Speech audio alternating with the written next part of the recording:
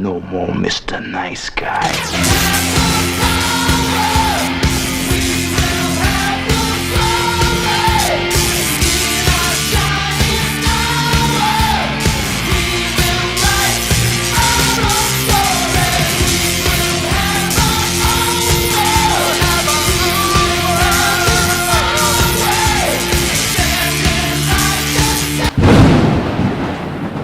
Hey guys, welcome back to some more reviews, and welcome to my review on the sequel, The 9 Lives of Fritz the Cat, which came out in 1974, and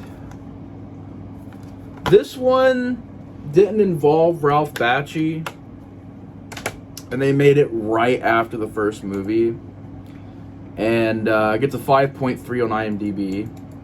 And I know, did he at least produce it? I gotta see if he at least produced it. I think he produced it at least. No, it doesn't even say he produced it.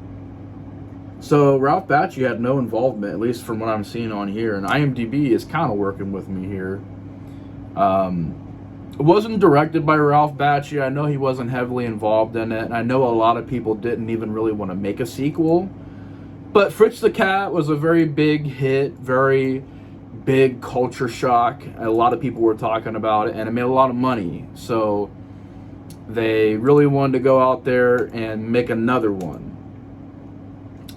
And I will say, at least they got the voice of Fritz the Cat back, which I actually have IMDb working with me in this review. Skip Hennett, who would go on to do a few other voices after this.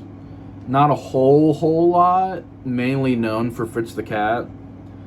But it was cool getting him back in this movie, voicing the character. It wasn't like they got a whole different actor to play this character, because then it would have really been like, okay, you don't even have the original actor back. Like, come on, y'all, this is a cash-in. That's debatable. We'll get into it. Now, fun fact, I guess. 9 Lives of Fritz the Cat was the first one I seen.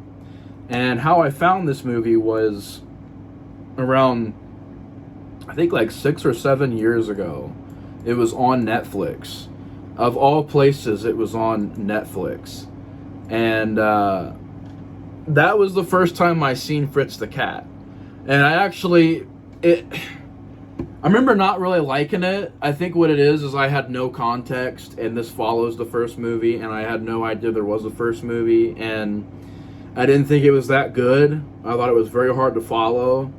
So at first I was not a big fan of it. I thought it kind of sucked. Rewatching it though, right after the first movie, I think it's okay. I think it's passable.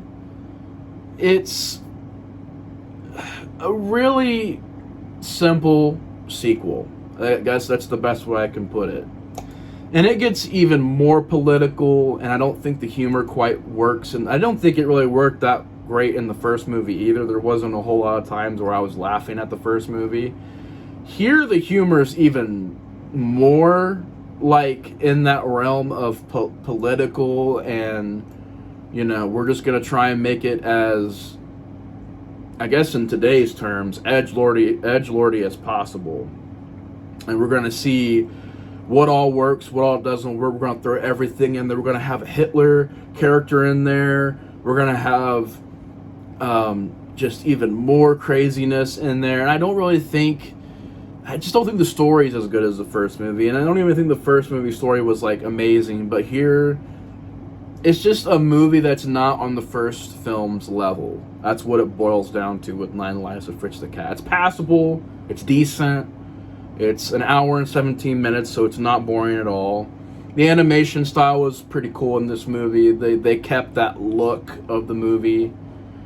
So it looks like a good sequel. Like, it looks like it follows the first movie. And you got the voice actor, Skip Hennett. This one was directed by Robert Taylor, who didn't really do a whole lot after this. Yeah, not really. Which is crazy, because I think this one made a bit of money. It wasn't as big as a hit as the first movie, but 9 Lives of Fritz the Cat, you got Fritz the Cat returning this movie. He's basically kind of a loser in life. He's got a nagging wife that's constantly nagging at him and constantly, he's just done with life. And so he gets really high one day and starts fantasizing about different scenarios of his 9 lives and what he could have been, what he could have done. And so a lot of this movie is just a hallucination. It ain't even really happening. So it's just what if stories. It's basically Fritz the Cat what if times 9. And you got some stories, like you got one where he's an assistant to Hitler. Isn't that funny? And he's saluting Hitler. No, you got one where he's working for the president, and they get a lot of humor in there, or they're making fun of the president and stuff. I didn't really find it that funny. You have a scene which is kind of, I don't know, it kind of makes the character even look more scummy. He basically, his friend, he talks to this guy who he knows, goes over to his friend's sister's house, and is flirting with his sister, and ends up being real kind of, I guess you could say, creepy about it, and scummy about it. I mean, the character wasn't likable in the first movie. Here, it's even a more unlikable character. Like, really, there's some scene in this movie where Fritz is an asshole. It just didn't care for the character. He seems scummy in this movie, even more scummier, even more just kind of unlikable, like a dick, an asshole. Just didn't really like the character Fritz the Cat in this movie. Again, I don't think they're meant to, but I just didn't really care for that. Didn't really care for the story. I thought it was it was about as safe as you could do for a story. Let's do what if stories. Like, it's all in his head. I'm not a fan of what if stories or fantasy stories or dream stories if they're not done well. If they're done well, I can like those movies, but I don't like a movie that's like, oh, it was all a dream, or it's a fantasy, or it's a virtual reality. Not all of those movies are bad, but there's some where I'm like, they use it as a cop-out, like, oh, this character who was very important died, but it's okay because it was just a dream. And I'm like, really? That's a cop-out. And the first Fritz the Cat looked at the culture, got into some stuff about a guy who thought life was boring, and he wanted to escape his boring life and just do whatever he could to go into a more chaotic just lifestyle, and talking about the politics of the time. And that one, it was more of a mirror and a slight parody of that time. This is a straight up parody. This is straight up like, what can we do that makes him stand out, or what can we do that parodies the times we're in? And there's a lot of it I didn't find that funny. I didn't really find the flashbacks, or not really flashbacks, but the fantasy scenes, the various, it kind of is like a Fritz the Cat anthology movie. There was one scene I didn't mind where Fritz the Cat is like controlling this orchestra. It's either in this or the first movie. I think it's in this one, where there's a play going on and he's orchestrating it, and it's a very trippy psychedelic scene. And I know it's like, well, it sounds like you don't like the movie. It's an okay movie. It was cool seeing, Skip Hennett come back. There was some cool visuals. I liked the music once again. It looks like a faithful sequel to the first movie. It's a fast-paced movie. It's not boring. I just think a lot of the humor doesn't work in this movie. It's not a very funny movie. It's not a very, I don't know. It's just not a very, it's not as important as the first movie. It's not as impactful.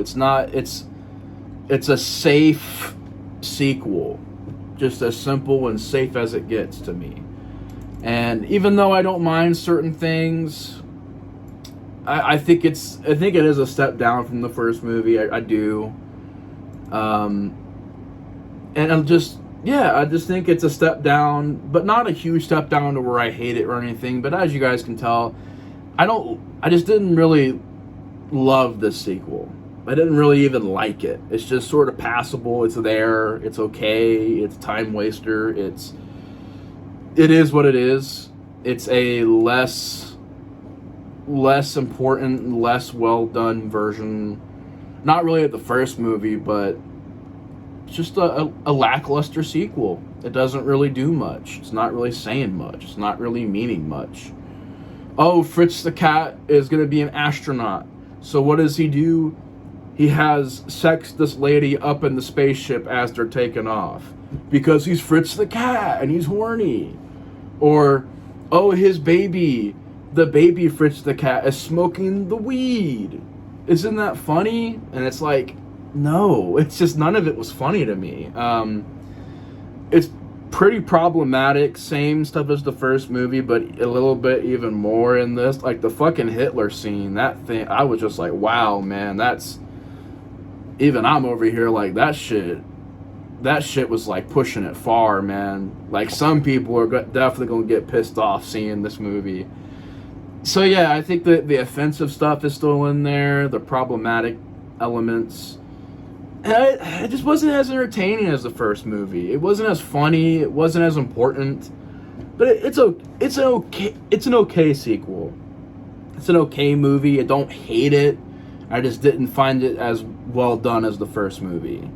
But yeah, Fritz the Cat, 9 Lives of Fritz the Cat.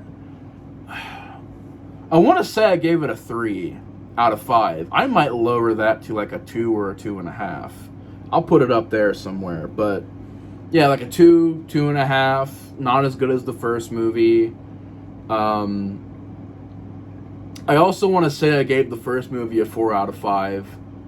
Maybe I did. I think the first movie is pretty good for what it is. Here, just wasn't a big fan of it. But anyways, if you guys have seen The 9 Lives of Fritz the Cat, comment down below your guys' thoughts on it. Again, I'm going to give it like a 2 out of 5, 2.5 out of 5. But anyways, y'all, thank you guys so much for checking out the review for The 9 Lives of Fritz the Cat. And appreciate you guys for watching and all your guys' support. Thank you guys once again. And the Explorer of Horror is out. Peace.